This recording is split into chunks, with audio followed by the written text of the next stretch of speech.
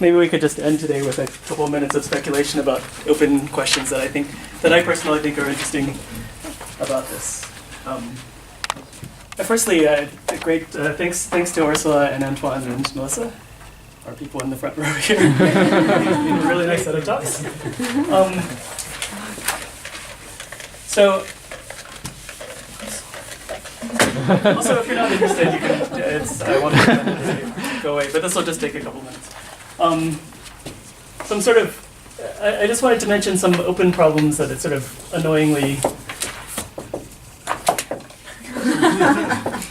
open problems involving things to do with null contact homology.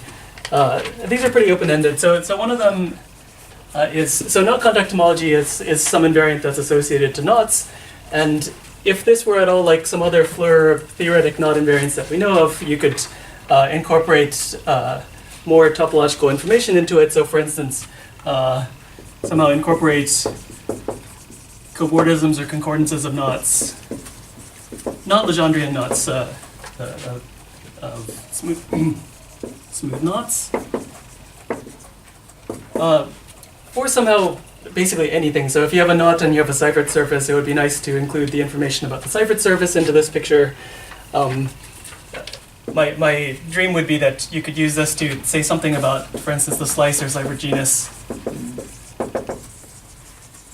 of a knot. And this seems like it shouldn't be so hard to do, but we sort of run up against several walls in doing this. So it's this, I think, this would be pretty exciting if somebody could figure out a reasonable way to do this. So you might think, for instance, if you subscribe to sort of TQFT type thinking, that if you have a cobordism between two knots, maybe you get a map between the invariants of the two. So it turns out that at least from the contact geometry, maybe it's not that simple, but it might be that, for instance, if you have a cobordism between two knots, then that gives you some sort of bimodule over the invariance of the two ends. So there's some sort of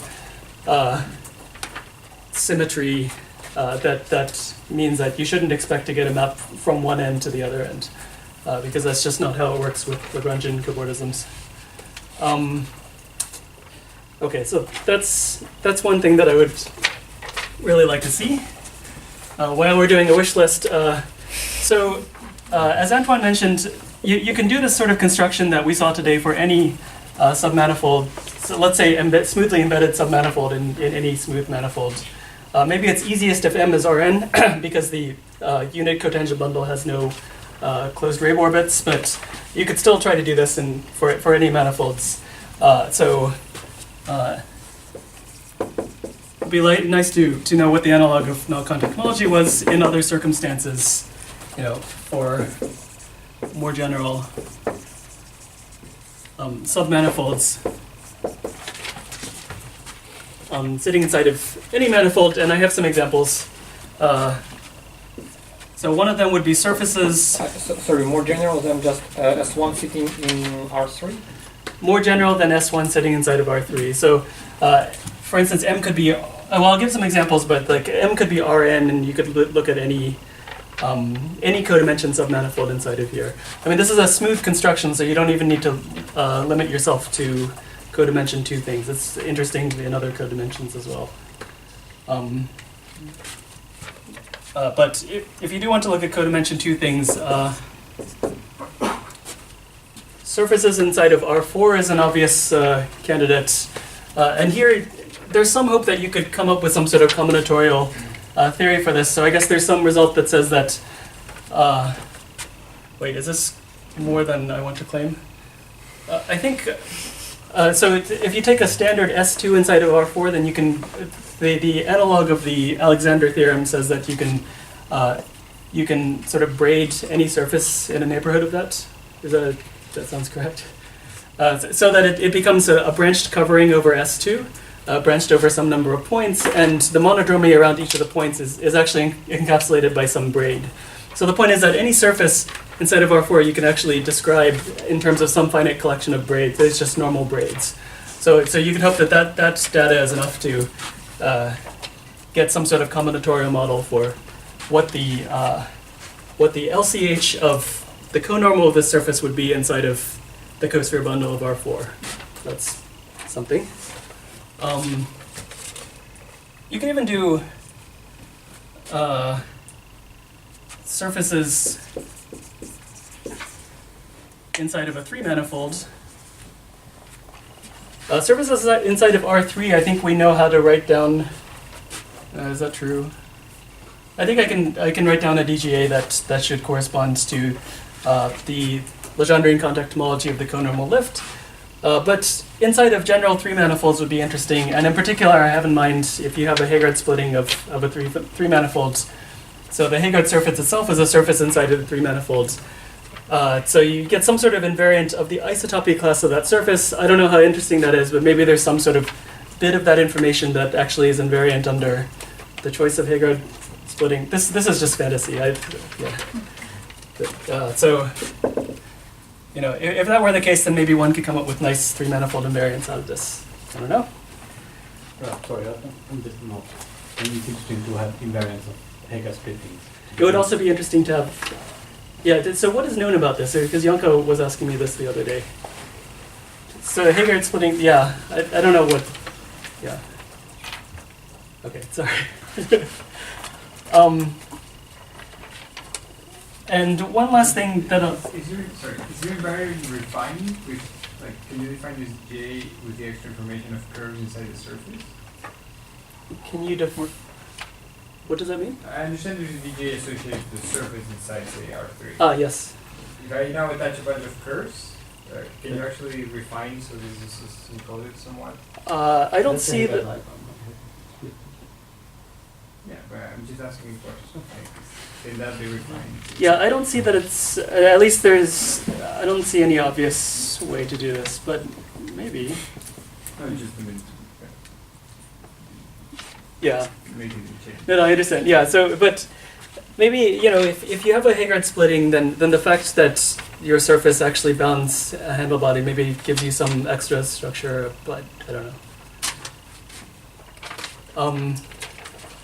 And the last thing I want to mention is something that, this is a preview of coming attractions, so what we'll be seeing on future days, and this is the, what Vivek Shende calls the search for Q.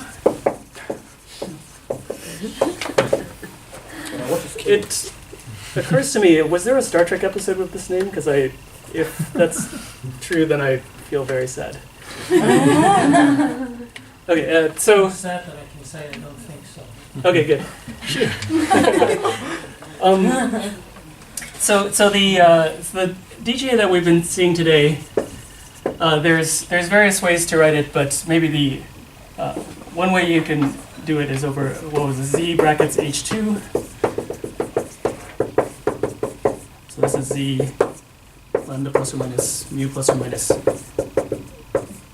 So the Q was suppressed at various points, but there is this Q variable that measures the generator of S2, so the second homology of S2, which is, this is the one jet space of S2. And that actually shows up in what's on the board over there, and also what Melissa was talking about, except that you have to keep in mind that Q is always U. And that if you're looking at the transverse homology business, then V is equal to 1. Okay, so you get some sort of differential graded algebra over this. And so one result that Ursula mentioned was that if you take the homology of this differential graded algebra, where you set Q is equal to 1, which Ursula was implicitly doing. This is the chord algebra. Okay, where K is some naught. We have no idea what happens if you remove this Q equals 1. So it would be nice to have some sort of topological interpretation for the entire degree 0 homology without Q equals 1. So extend to general Q. And can you hope to see like the first homology or something? Can you, I'm sorry? Can you hope to see the first homology in the chords? The first homology of what? The DGA. Oh, yes, that's another question. Yes, so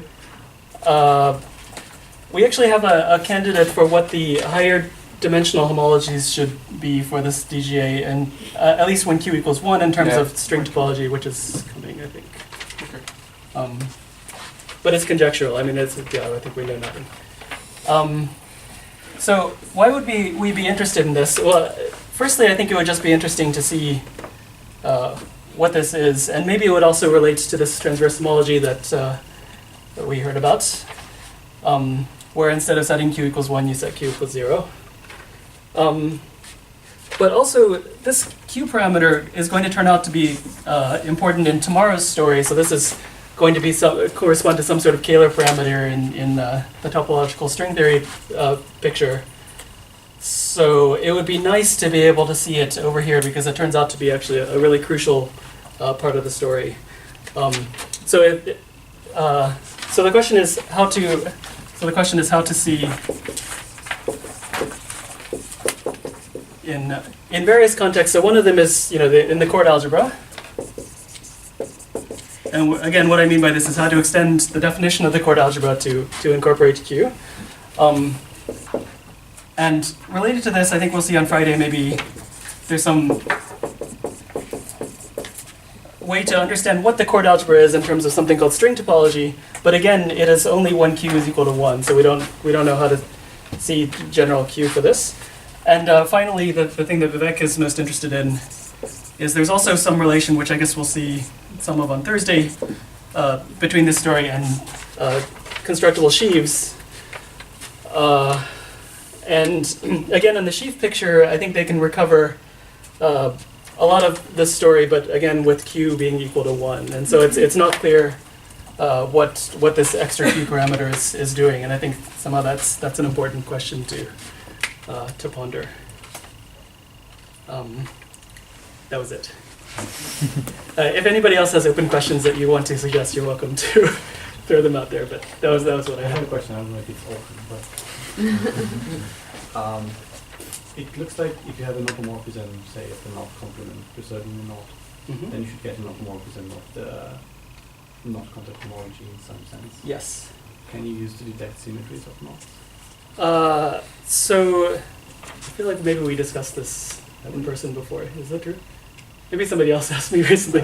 There was some student of Michael Sullivan, I think, that thought about this a little bit, but I don't know if he got really satisfactory results. So it is a good question. So indeed, if you have an automorphism of the knot complement, or if you just have some path in the space of knots from your knot back to itself, then you get some automorphism of knot contact homology. And it would be nice to use that to do something. I think maybe you can use it to show that various loops in the space of knots are non-contractible, but I don't know. I mean, you can do that in lots of ways, so I don't know how interesting that is. But indeed, maybe there's some way to see symmetries in this. I don't know. And also maybe transverse symmetry using the transverse. Transverse. Yes. Explored a bit less. Yeah. So there's this thing called the transverse mapping class group, which is essentially. Well, okay. Maybe I won't. But we can talk about that later. For symmetry that's like odd, let's say, how would you work with the C, D, E, and F? Like how? For symmetry that's odd. Yeah, because I guess we're in the way that you guys are looking at. Does odd mean it reverses the orientation of the knot? Or Oh no! I mean like three periodic. Oh, three. Uh-huh. How would you envision getting your theory to be like symmetric when your chords are like kind of, there's like I see what you're an saying. even there's like a power of 2 sort of. You would probably need to incorporate more generators. So if you're, I mean, you can set up this theory. So if you have, for instance, a 3-symmetric knot, then you can triple the number of generators. Oh, by the more or less. perturbation. Yeah, and that will give you something that then you actually have an equivariant Z3 action on. Now, as you can see from this picture, there are already a lot of generators. So maybe this is a little bit horrific, but yes. Well, if you want some conjectural equation, try to prove its dimensions with decomposability of the Lagrangian fields into something elementary. Try to Try to prove. prove what Ah. is true. But this doesn't fall into the questions on not contact homology, which was. But this is a question from yesterday. That's right, or the future. Yeah. Try to prove that every exact Lagrangian filling, or cobordism, I guess, of Legendrian knots in R3 is you can decompose it into these elementary pieces. I don't know if I believe that's true, but I think I make no statement either way.